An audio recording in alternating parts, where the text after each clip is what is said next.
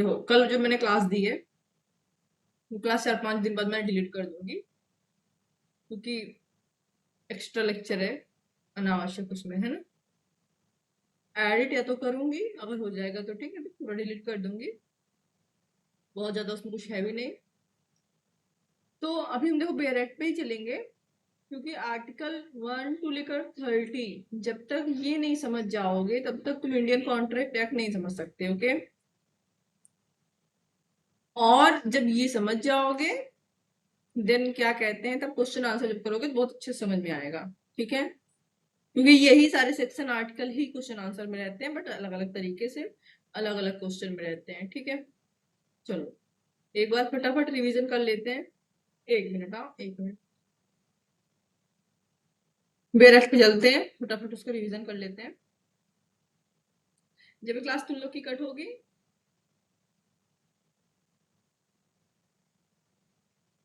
जब भी उसी समय क्लास ओवर हो जाएगी। ठीक है, अगर बीच में कहीं बीच में चल रहा है तो तुम लोग फिर से ज्वाइन कर सकते हो। अब क्या हो रहा है, चलो। तो चूंकि हम बेरख से शुरू करेंगे और मैंने बोला कि हमको पुरानी वाली क्लास डिलीट भी करनी है, तो उसमें कुछ छोटे छोटे पॉइंट उसको यहाँ पर एक बार रिवीजन कर लेते हैं। कल हमने देखा 1872 में का एक्ट है, कुछ ओल्डेस्ट एक्ट में से है। 1872 में 9th नंबर पे आया था, 25 अप्रैल 1872 को ये प्रस्तावित हुआ था, और 1 सितंबर 1872 को लागू हुआ था। तो ये डेट इंपॉर्टेंट है। पूरा नाम क्या है इसका, इंडियन कॉन्ट्रैक्ट एक्ट 1872। उद्देश्य क्या है इस अधिनियम का, संविदा संविदा कॉन्ट्रैक्ट करने से संबंधित विधि को परिभाषित और संशोधित करना है। इसको फटाफट रिवीजन इसलिए कर रहे हैं ताकि तुम लोग को देखो हो गया। कल ये इतना करने में हमको आधा घंटा लगा था ना। ठीक है, फिर मैंने बोला था सेक्शन 2 में निर्वचन खंड है, इसकी एक एक सेक्शन इंपॉर्टेंट है, हर सेक्शन से क्वेश्चन एलएलबी में भी बनेगा। ठीक है, क्या होता है, क्योंकि इसी में जो परिभाषा दी हुई है ना, फॉर एग्जांपल इसमें प्रस्ताव दिया हुआ है, ठीक है, इसमें संस्वीकृति दी हुई है ना। पूछ लेगा संस्वीकृति क्या है, तो पहले तुमको यहाँ से परिभाषा देनी ही पड़ेगी, फिर और संबंधित धाराएं में आगे देखेंगे, तो इसलिए तुमको धारा दो पूरा याद होना चाहिए। और बाकी तो ठीक है, एलएलएम इंट्रेंस वगैरह के लिए ये सब याद होना ही चाहिए, है ना, बेसिक पता ही होना चाहिए। चलो, तो प्रस्ताव हमने देखा था, एक बार फिर हम यहाँ रिवीजन करेंगे, क्योंकि प्रस्ताव रामानंद तिवारी, प्रस्ताव, स्वीकृति, प्रतिफल, ये सब एक दूसरे से जुड़े हुए हैं। ठीक है, इसका पेन थोड़ा सा पतला करेंगे, क्योंकि नहीं तो ये बहुत मोटा सा दिखता है। ठीक है, तो कल हमने क्या देखा था,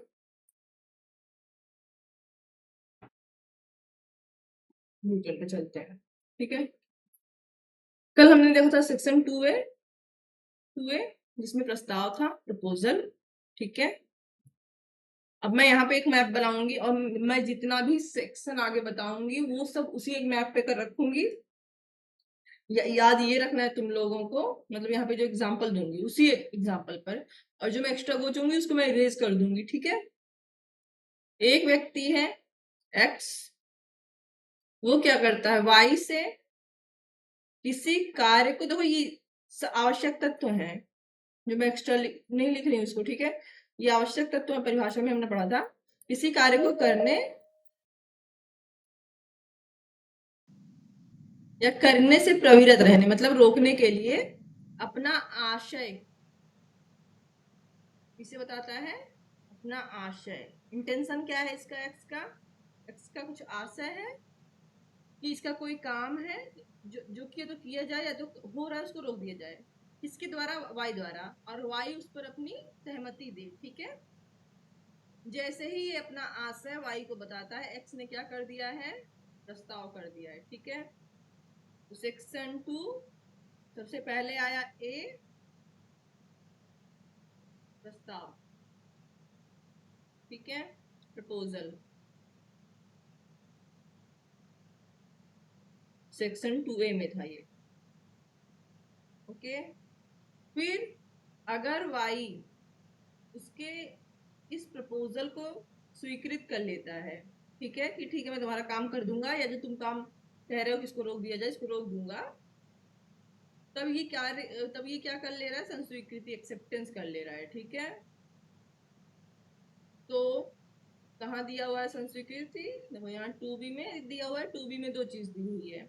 पहला तो ये कि प्रस्ताव एक्सेप्ट करने के बाद एक्सेप्ट हो जाता है तो उसको संस्वीकृति कहते हैं, एक्सेप्टेंस कहते हैं या संस्वीकृति कहते हैं। ठीक है, जैसे कोई हमको दे रहा है और हम क्या कहते हैं, ठीक है मैं स्वीकार करता हूँ। 2B में एक चीज और कही गई थी जो हमने कल ही पढ़ा था कि कोई भी प्रस्ताव जब वो स्वीकृत हो जाता है तब वो क्या बन जाता है? वचन बन जाता है। संविदा क्यों नहीं बनता ये भी हमने देखा था, लेकिन अभी हम नहीं जाएंगे, आगे समझ में आ जाएगा। ठीक है, तो वचन बन जाता है। ठीक है, तो प्रस्ताव जब स्वीकृत हो जाता है तो वचन बन जाता है। ओके, इतना हमने कल देखा था। ठीक है, हमको लगा फिर से वापस नहीं जाना पड़े, व्हाट्सएप पे रिकॉर्डिंग भी हो रही है। ठीक है, अब हम 2C देखेंगे। प्रस्तावना करने वाला व्यक्ति वचनदाता कहलाता है और प्रस्थापना प्रतिग्रहित, प्रतिग्रहित मैंने बोला था, कंफ्यूज नहीं होना है। प्रतिग्रहित मतलब ग्रहित, इसमें से ग्रहित ले लो। ग्रहित मतलब ग्रहण करने वाला, एक्सेप्ट करने वाला। ठीक है, तोड़ के पढ़ो। व्यक्ति वचन ग्रहिता कहलाता है। तो जो प्रस्तावना कर रहा है, यहाँ पर कौन कर रहा था? एक्स। ठीक है, एक्स क्या कर रहा है? प्रस्तावना कर रहा है, तो इसको वचनदाता कहेंगे। क्यों? क्योंकि देखो इसने प्रस्तावना कही, जब तक इसने सिर्फ प्रस्तावना की थी तब तक प्रस्तावक कहलाया। हमें प्रस्तावक नहीं पढ़ना, प्रस्तावक कौन है। ठीक है, क्योंकि अगर इसने सिर्फ प्रस्तावना की होती और इसने एक्सेप्ट नहीं किया होता तो संविदा जैसी या वचन जैसी कोई बात उठती ही नहीं, तो केस कोर्ट में नहीं जाता। जब केस कोर्ट में नहीं जाता तो क्या हो रहा है, किसके घर में क्या हो रहा है, किसके सड़क पे, इससे हमें क्या मतलब है ना? इसका मतलब इसने जो प्रपोजल किया था वो एक्सेप्ट हुआ है या कुछ हुआ है जिससे वाद का विषय उठा है, सिविल मामला कोर्ट तक पहुंचा है। ठीक है, तो हमें सिर्फ लॉ में ही पढ़ना है। अब वचन बनने के बाद की बात हो रही है। अभी 2B में वचन बना है, 2C कह रहा है कि जिसने प्रपोजल किया था, जिसने वचन दिया था उसको वचनदाता कहेंगे, प्रॉमिसर कहेंगे। ठीक है, और जिसने वचन एक्सेप्ट किया है, ग्रहण किया है, ठीक है, उसको वचन ग्रहिता कहेंगे। ठीक है, तो ये आ गया थर्ड चीज 2C। 2C ठीक है, थोड़ा सा जगह लेकर यहाँ बना रहे, तुम लोग अपना एग्जाम्पल कहीं और बना लेना और वो कहीं और बना लेना। ठीक, तो 2C क्या कह रहा है कि जो प्रस्ताव करता है, जो प्रस्तावक है, ठीक है, प्रपोजल कर रहा था, उसको वचनदाता कहते हैं, और जो प्रपोजल एक्सेप्ट कर रहा है उसको वचन ग्रहीता कहते हैं। ठीक है, देखो अब ये LLM एंट्रेंस नेट जरा तो बाद में आएगा ही, तुम्हारे LLB में भी आ जाता है कि वचन दाता और वचन ग्रहीता से आप क्या समझते हो। ठीक है, तो पहले आप वचन लिखोगे, पता रहेगा तभी तो लिखोगे, तो सेक्शन भी साथ में लिखना पड़ेगा, नहीं लिखोगे तो पास तो हो ही जाओगे, नो प्रॉब्लम। बट पता है क्या, LLB के साथ अगर आप अच्छे से पढ़ ले रहे हो ना तो आपको LLB करने के बाद तैयारी करने के लिए सिर नहीं पटकना पड़ेगा। ठीक है, आपका बेस तैयार रहेगा और साल 2 साल अगर आप तैयारी भी करना चाहो निकल जाएगा। हम कई बच्चों को जानते हैं जो सिर्फ LLB के समय पढ़ते थे, मेरे साथ ही एक थी, जिस साल हम तैयारी करने गए उसी साल गई, 2 महीना कोचिंग गई थी, उसका निकल गया। क्यों? क्योंकि वो LLB के टाइम पे ही पूरी तैयारी की थी। हम बैकग्राउंड से नहीं थे, हमको कुछ पता नहीं था, पापा लॉ बैकग्राउंड से थे, इसको बहुत जानकारी भी थी और पढ़ने में भी अच्छी थी, बिली चढ़े थे, कोई बात नहीं, वो बात ही बात है। ठीक है, चलो 2C तक हो गया। नाउ फोर्थ क्वेश्चन 2D, इसको हमेशा याद रखना। विधि से संबंधित है, कहीं से भी संबंधित है, कभी वकालत करनी है, कम से कम 100 बार पूछा गया किसी भी एंट्रेंस में, और तुम्हारे LLB के एग्जाम में भी कम से कम 50 बार पूछा गया, मतलब हर साल पूछा ही जाता है, हर साल लगभग पूछा जाता है, चाहे शॉर्ट नोट में चाहे प्रतिफल किसको कहेंगे। ठीक है, और इसकी आवश्यकता तो बताइए। तो हम यहाँ पहले तुमको तोड़ दे रहे हैं क्वेश्चन को, तुमको नहीं मतलब क्वेश्चन को तोड़ रहे हैं। ठीक है, प्रतिफल मतलब कंसिडरेशन। एक अपनी भाषा में समझ लेते हैं। मैंने मान लो किसी से मैंने किसी से एक पेन खरीदा, ठीक है,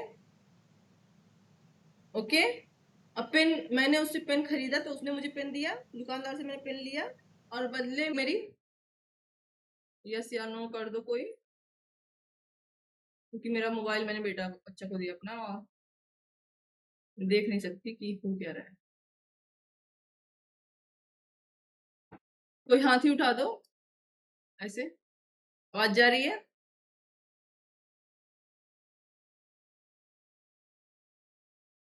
ओके, थैंक यू। चलो। ये सो ये सेक्शन 2D बहुत अच्छे से पढ़ना है इस पे, मतलब पूरा संविदा अधिनियम ही है, बिना इसके तो संविदा हो ही नहीं सकती है ना। और कुछ ऐसे भी अदारे हैं जहाँ इसको क्या कहते हैं, थैंक यू एवरीवन, बिना इसके भी संविदा हो सकती है, बहुत रेयर 2-3 अपवाद हैं, ठीक है। क्या होता है कंसिडरेशन? मैं दुकानदार से पास गई, दुकानदार से मैंने एक पेन लिया, ठीक है, और बदले में मैंने उसको पैसा दिया, तो किसको कंसिडरेशन मिल रहा है? क्या होगा? पैसा जो दुकानदार को मिल रहा है ना।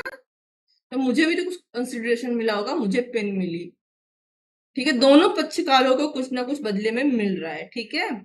ओके, देखो, अब ये सिर्फ पैसा नहीं होता है जो कंसिडरेशन होता है। फॉर एग्जाम्पल, तुम्हारे यहाँ कोई मान लो आदमी काम पे लगा हुआ है, मान लो कोई मजदूर तुम्हारे यहाँ काम पे लगा है, ठीक है। ओके, तुमने उसको फिर जब वर्क करके जाने लगा, तुमने उसको उसकी सैलरी दी, दिन भर की पैसा दिया, जिसको हम लोग गाँव में मजदूरी बोलते हैं ना। तो हमने उसको कंसिडरेशन दिया, बट हमें क्या मिला?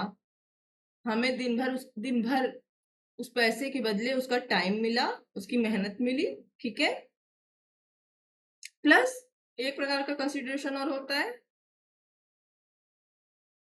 नहीं बार बार नहीं रेस करना, हो गया बस एक बार रेस करना था, ठीक है। और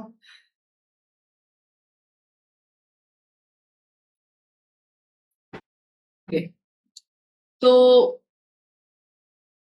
कंसिडरेशन किस किस रूप में हो सकता है, अभी तो हम लोग देखेंगे, क्यों हम यहाँ परेशान हो रहे हैं, अभी हम लोग को वहां पे चलेंगे, व्हाइट वाले पेज पे चलेंगे ना, तो वहां देखेंगे, ठीक है। तो तुम लोग परेशान हो, मतलब मैं परेशान ना हूँ। चलो, जबकि वचनदाता, तो हमने यार किसमें देखा? 2C में देख ही लिया, तो अब समझ में आ रहा है तुमको कि वचनदाता कौन है ना, है ना। मतलब जिसने प्रपोजल दिया है किसी काम को करने न करने पर, जबकि वचनदाता की वांछा पर, वांछा का यहाँ मतलब होगा इच्छा, ठीक है, बहुत हिंदी लिखिए शुद्ध। जबकि जिसने प्रपोज किया है उसकी इच्छा पर वचन ग्रहिता, वचन ग्रहिता मतलब जिससे प्रपोजल इसने किया था, ठीक है, जो हमने देखा, या कोई अन्य व्यक्ति कुछ कर चुका है। देखो, वचन ग्रहिता, वचनदाता, वचन ग्रहिता, दो लोग होते हैं ना कॉन्ट्रैक्ट में, बट यहाँ कोई थर्ड भी आ रहा है। किस लिए आ रहा है? जब प्रतिफल की बात आ रही है, ठीक है। ये क्या होता है अभी देखेंगे। तो कुछ कर चुका है, अभी मैंने दिखाया कि मजदूरी वाला एग्जांपल दिया ना, ठीक है, कुछ कर चुका है, या कोई काम, या कोई और काम है, कुछ भी काम है, कोई काम कर चुका है, अगर वचनदाता वो काम कराना चाहता था, या कोई काम करने से विरत रहा है, या किसी काम को रोक दिया है जिसे वचनदाता रोकना चाहता था, ठीक है, या करता है या करने से प्रविरत रहता है। अभी पढ़ लो, फिर हम अभी उसमें चलते हैं। या करने का, या करने से प्रवृत्त रहने का वचन देता है, ठीक है। ये दोनों पास्ट में हो रहा है, ठीक है, कर चुका है या विरत रहा है, ये दोनों प्रेजेंट में हो रहा है, करता है या प्रविरत रहता है, वर्तमान में हो कर रहा है, उस काम को कर रहा है, या वचन दे रहा है कि भविष्य में उस काम को देता है, ठीक है, वचन देता है भविष्य में उस कार्य को करेगा या करने से प्रविरत रहेगा, ठीक है, फॉर फ्यूचर, ठीक है। इसका मतलब कंसिडरेशन पास्ट में भी हो सकता है प्रतिफल संविदा में, वर्तमान में तुरंत भी हम दे सकते हैं, या भविष्य में देने का भी वादा कर सकते हैं, ठीक है। या वचन उस वचन के लिए प्रतिफल कहलाता है, ठीक, वेरी गुड। अब हम चलते हैं, तो थोड़ा सा इसको ये वाला नक्शे देखते हैं, फिर हम सेक्शन टू को ही आगे बढ़ाएंगे, सेक्शन 2 को ही, ठीक है। बीच में नक्शा आ गया है, देखते हैं काट सकते हैं क्या इसको, कहीं से तो कटेगा, लेकिन काटेंगे तभी गड़बड़ जाएगा। अरे हट यार, हट ही नहीं रहा, जाने दो, कहीं से तो ये कटेगा ना।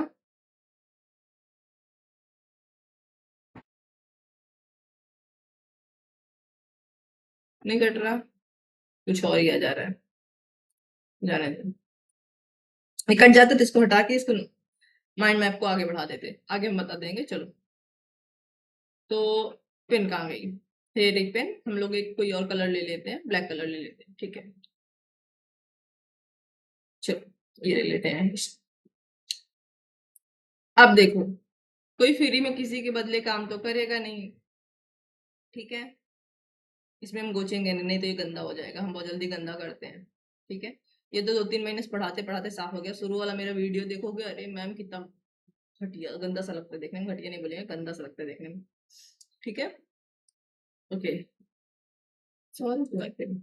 चलो, नाउ एक्स ने वाई को, एक्स ने वाई से, एक्स कौन है? वचनदाता, है ना। कोई कार्य करने या उसको प्रवृत्त रहने के लिए कहा था, और वाई ने उसको क्या कर लिया? स्वीकृति दे दी। तो भैया कोई फ्री में तो करता नहीं है, कुछ लोग करते हैं जो अपवाद में आएंगे, लेकिन संविदा के नियम के लिए प्रतिफल आवश्यक है। तो अगर इसके लिए ये कोई कार्य करेगा तो इसको क्या चाहिए? प्रतिफल चाहिए। देखो, तो इसका प्रतिफल क्या होगा? तो जो कार्य करने के लिए या जो जिस कार्य से प्रवृत्त रहने के लिए यक्ष बोल रहा है, ठीक है, और वाई उस कार्य को कर दे रहा है या प्रवृत्त रह रहा है, वही इसके लिए प्रतिफल है। फॉर एग्जाम्पल, मेरे घर में एक नल का काम चल रहा है, नल वाला आया, नल बना दिया, मैंने उसको सारा सामान दिया, बना दिया, ठीक है। तो मैंने उसको पैसा दिया, तो नल वाले को तो पैसा मिला, प्रतिफल मुझे क्या मिला? तो मेरा कार्य तो उसने किया, वो मेरे लिए प्रतिफल है। प्रतिफल का रूप एक जैसा होना आवश्यक नहीं है, ठीक है, लीगल होना चाहिए बस। चलो प्रतिफल देख लेते हैं क्या है, ठीक है। सो हमको देखना है प्रतिफल, है ना। ओके,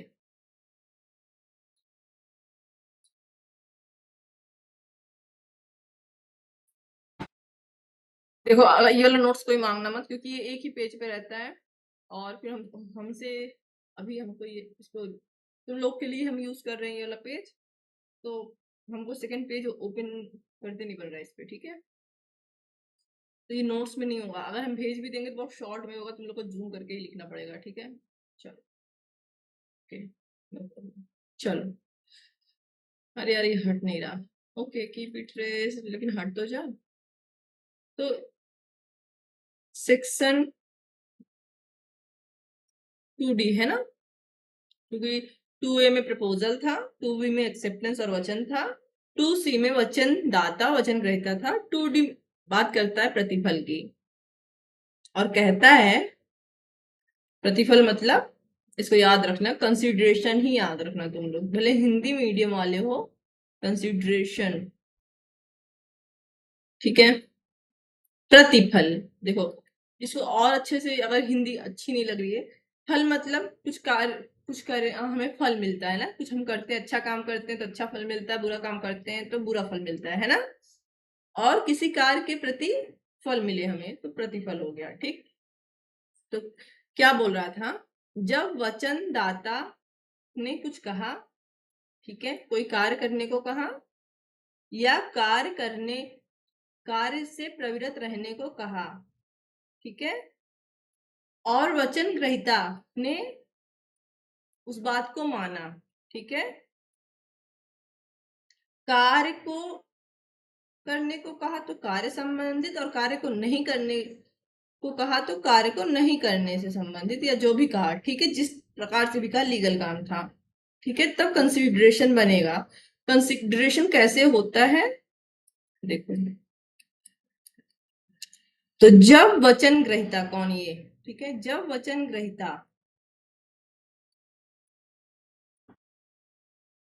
यहां देख लो एक, ओके, सो यहाँ से रिकॉर्डिंग रुक गई थी और फिर हम आगे बढ़ गए थे। ठीक है, फिर से रिकॉर्ड कर ले रहे हैं इसको और ऐड कर देंगे क्लास में। ठीक, निगरानी करना, महिलाओं से संबंधित कानूनों के क्रियान्वयन की निगरानी करना। एनएचआरसी में भी है, नहीं सॉरी यहाँ नहीं आना। शिकायत निवारण करना, महिलाओं के विरुद्ध हो रहे अत्याचारों की शिकायतों की जांच करना। ठीक है, जागरूकता, महिलाओं के अधिकारों के प्रति जागरूकता को बढ़ाना और शोध और प्रचार करना। मानव अधिकारों संबंधित अगर कार्य हो रहा है तो वहां पर भी ये लागू होगा। ठीक है, एनएचआरसी भी कुछ ऐसा करती है। ठीक है, एंड एक minute, national commission of human right. ठीक, सहायता करना, आयोग की शक्ति क्या है? तो बिल्कुल वैसे थी जैसे राष्ट्रीय मानवाधिकार आयोग की थी। ठीक है, सिविल न्यायालय की तरह कुछ कुछ, बस दंड नहीं दे सकता। अर्ध न्यायिक शक्ति थी। उपलब्धियां क्या है? जैसे घरेलू हिंसा, दहेज, कार्यस्थल पर यौन उत्पीड़न जैसे मुद्दों पर जागरूकता बढ़ाना, घरेलू हिंसा अधिनियम 2005 जैसे कानून का निर्माण में सहयोग किया, मानव तस्करी की पीड़ित महिलाओं की बचाव और पुनर्वास में भूमिका निभाई और महिला शिकायतों के लिए हेल्पलाइन सेवाएं शुरू की। और सबसे इम्पोर्टेंट आदि। सीमाएं क्या है इस पर? तो बाकी आयोग पर जो सीमाएं थी, आयोग के पास निर्णयों को लागू कराने की शक्ति नहीं है, कर्मचारियों और संसाधनों की कमी है, कार्रवाई के लिए सरकारी तंत्र पर निर्भरता है। फिर आ गया निष्कर्ष पर लिखना था, क्या सुधार हम कर सकते हैं। जैसे आयोग को स्वायत्त बना सकते हैं, प्रभावी कार्यान्वयन जो हम एनएचआर में कर सकते थे। ठीक है, और फिर ओके, यहाँ से रिकॉर्डिंग मैंने आगे वाले क्लास में की हुई है। ओके ठीक है।